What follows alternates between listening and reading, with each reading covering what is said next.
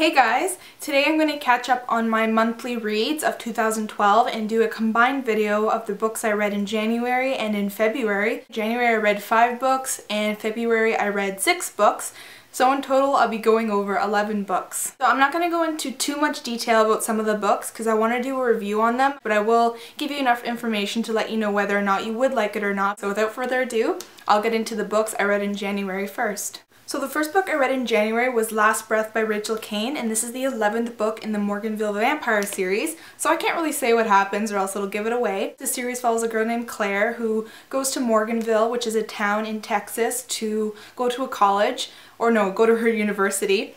And she learns that the town, Morganville, is run by vampires, and that pretty much influences the way people live day to day, and it puts a threat on them every night and every moment of the day. So we follow her and her roommates, and it's an amazing series. If you love action, mystery, and constant plot twists, I definitely recommend it because from book to book, Rachel Caine manages to make it more exciting every single time, and it's unbelievable. By the 11th book, I'm still not even close to being bored of this at all. And the characters are fantastic and I definitely recommend it. I gave this a 5 out of 5. Check out the first book, which is Glass Houses, and then you can check out the 10 books after that as well. So the second book I read in January was Nightshade by Andrea Cremer, and this is the first book in her trilogy. I gave this a 4 out of 5. I felt that it was a great start to her series, but there's some things I didn't like about it. I didn't like some of the things the main character did, and some of the plot romance points were kind of annoying. It follows a girl who is a shapeshifter and she transforms into a wolf. Change in her is instantaneous, so it's not like the werewolf where it's like all sore and like crazy intense, the transformation, but hers is quick and it's lightning fast. This is a story of a girl who meets a human boy and how that changes her life as a pack leader and someone who is a part of the shapeshifters. I think it was a great romance novel as well as something that has a lot of action and thrill, so definitely check it out. I'm very glad I started the series and I definitely recommend it. It's the second book in the series, the Nightshade series by Andrea Cremer, and that is Wolfsbane, and I also gave this like a 4.5 out of 5. I like the way it picked up where the last one left off, and I thought it was a really good continuation. I like the way the characters grew and the way the plot thickened with mystery, and there's a lot of anticipation for the ending in this one because I felt that there was so much going on and I really wanted to see things conclude and how the characters end up in the end. But I hope that the third one concludes everything really well. The series is great, so definitely recommend it. Obviously the main character has flaws and it's just a matter of getting over those and realizing that this is truly a really good series that is exciting and thrilling, and I've come to like the characters a lot more since the first one, and I hopefully the third one's good as well. Alright, so the fourth book I read in January was Enclave by Ann Aguirre, and I gave this a 3.5 out of 5 because I felt it was predictable at times. As much as I love the elements, I just felt that things kind of moved a little too fast sometimes and it was predictable, and I just wasn't overall surprised at the elements that solved the plot twists and everything. Pretty much this world is an underground world where people only gain the right to a unique name after 15 years of their life. Until they turn 15, they're called a brat.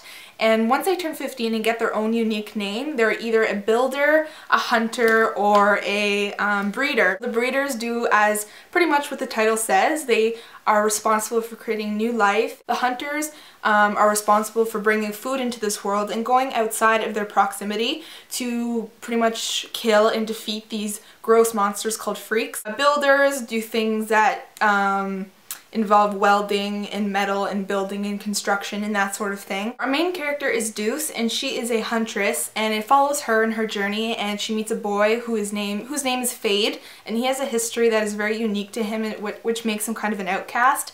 So that's the story, and they have to deal with the world itself and problems that come along and what the world is really hiding. But check it out, I think it's a great start to the series, even though some things are predictable and that such. The last book I read in January is The Pledge by Kimberly Derting, and this was my favorite book of the whole month besides Last Breath by Rachel Caine, and I love this because I thought it was a great dystopian book. It's so unique and really exciting and riveting and so captivating. So this takes place in a country called Ludania, and in this country there is a case system, and each level of the system is pretty much divided by the language they speak. If you're at the bottom, you have your own unique language that you speak to those within your level, and that's the same for the ones above. Our main character is Charlania, and her secret is that she can understand all languages. So for her to understand all languages is very dangerous to her existence if people find out. So she has to have kept it a secret for this whole time, or else she'd be in a lot of trouble. And that kind of starts this whole journey where she has to discover who she truly is and what her ability really means in this world and in this country. So definitely check it out. One of the best dystopians I've ever read, and I think it's great and amazing. So if I didn't make it clear enough, I gave this a 5 out of 5, and it's definitely one of my favorites so far of 2012. So the first book I read in February was Along for the Ride by Sarah Dessen, and I love her books. I'm becoming a bigger fan with every single book I read by her. This is my favorite book in regards to the message that is taught within the plot. I love the moral it taught and the way it was executed with the elements of the setting. I gave this a 4.5 out of 5 because I felt the ending was just not satisfying enough, and there's some things I wish could have happened in this book. I thought it was really good, and I'm so glad I read this one, and I definitely recommend it. Follow a girl named Auden, and she pretty much has gotten used to the sleepless night routine because of her parents' divorce, and pretty much she's like a night owl. She'll sleep in late during the day, and then she'll stay up all night. So when the opportunity comes to go to her dad's beach house with her stepmother, she jumps at the chance. So life at the beach house proves to be more challenging than Autumn would have ever thought.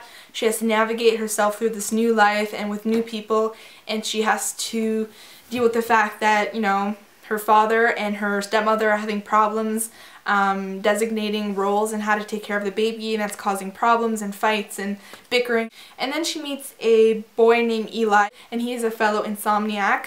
So together he takes her on tours of the beach and the place where they are staying at night. It was really just nice to read, and always puts me in a good mood because her writing is so enjoyable and smooth, and just the stories are refreshing and really relatable, so definitely check it out. So up next we have the second book I read in February, which is Paranormalcy by Kiersten White, and I was really happy with the outcome of this book. I gave this a 4 out of 5. I thought it was really cute, enjoyable, and a really cool read. I thought it was so much fun, and this is the definition of an entertaining, light, and fun read. So our main character is Evie, and she works for the International Paranormal Containment Agency. Her best friend is a mermaid, and she's falling in love with a shapeshifter, and her ex-boyfriend is a fairy.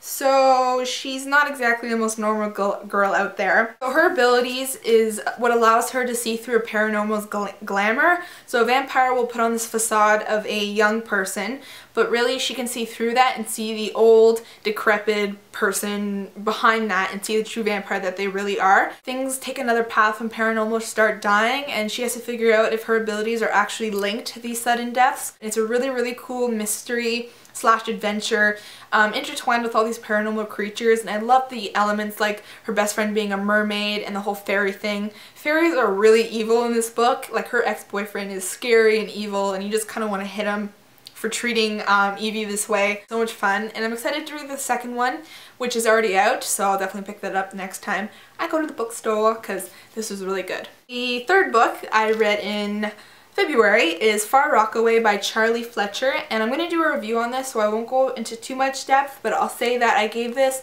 a 3.5 out of 5. I wasn't as engrossed and as like immersed in it as I wanted to be, and I didn't really latch on to the main character that much, and I don't know, I thought the plot was really unique in the way things progressed, and the whole idea is really cool, but there's some things that just didn't do it for me. Pretty much this follows a girl who is in an accident, and when she goes into this accident, she is submerged into an alternate world that follows along with her stories that her grandfather told her. As she goes along, she has to figure out how she can get out of here and pretty much what her purpose is, and that involves her grandfather and a little book and the stories that she was told as a child. I'll definitely do a review on this if you're still interested, because I did show this in a haul and you guys really wanted to see a review on this. It wasn't amazing, but it was a really good book. The fourth book I read in February is Awake at Dawn by C.C. Hunter, and this is the second book in her trilogy, and the first one was Shadow Falls.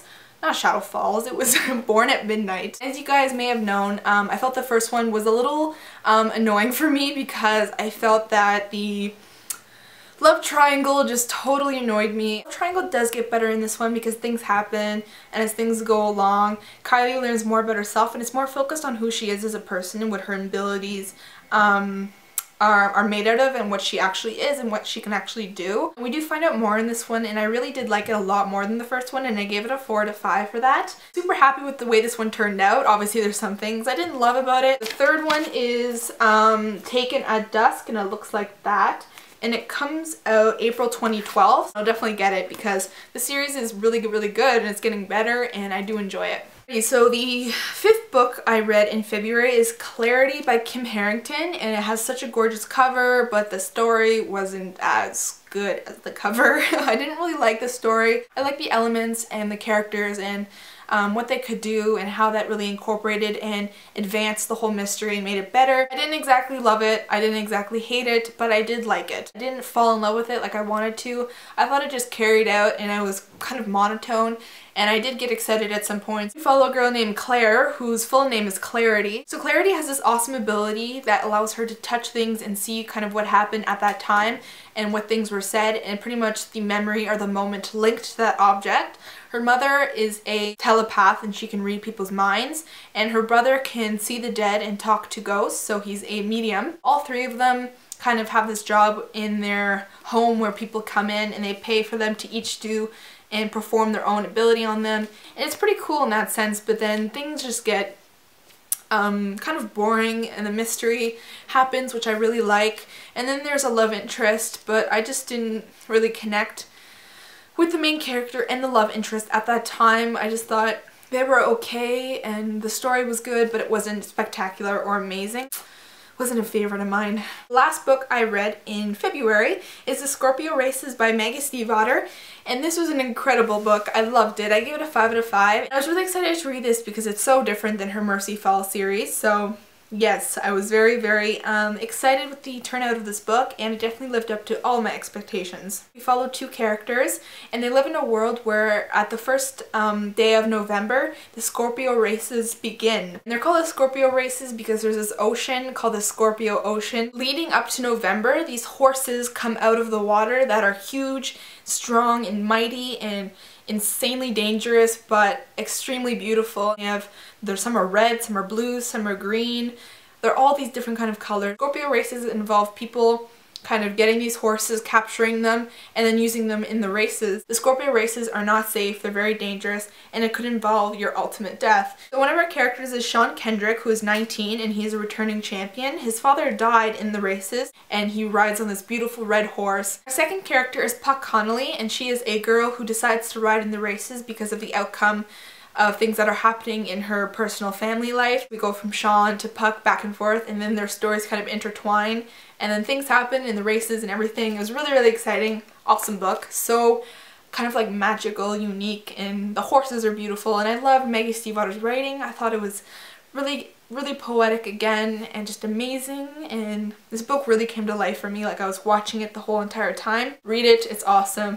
One of my favorites of 2012 and the best book I read in February. Alright guys, so those are all the books I read in January and February. I hope you guys enjoyed this video. Thank you for watching. Thank you for all your support and your comments and your subscriptions. It really means a lot to me, and I'll see you in my next video. In the meantime, keep on reading, read all the books you love, and read on. Yeah, so I'll see you guys later. Thank you for watching. Bye.